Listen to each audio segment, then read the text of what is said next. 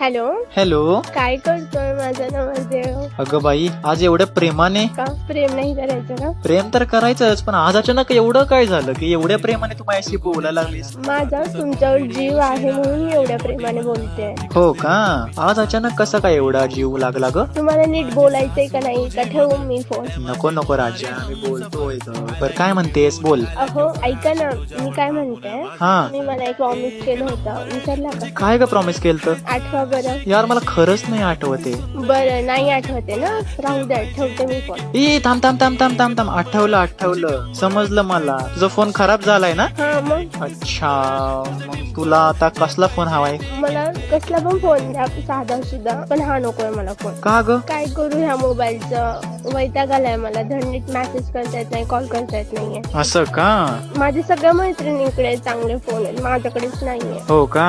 मग तुला कुठला फोन पाहिजे राजा? मला कुठलाही द्या, तुम्हाला आवडेल तो, फक्त मला फोन द्या. असं तर मी तुला एक काम करू का मग? हा मी तुला आयफोन 16 प्रो मॅक्स देऊ का घेऊन? काय एवढा महाग? कुठून आणलं रे तुम्ही एवढा महाग फोन? अगं तू बजेटचं कशाला टेन्शन घेते? मी बजेटचं माझं मी बघतो ना.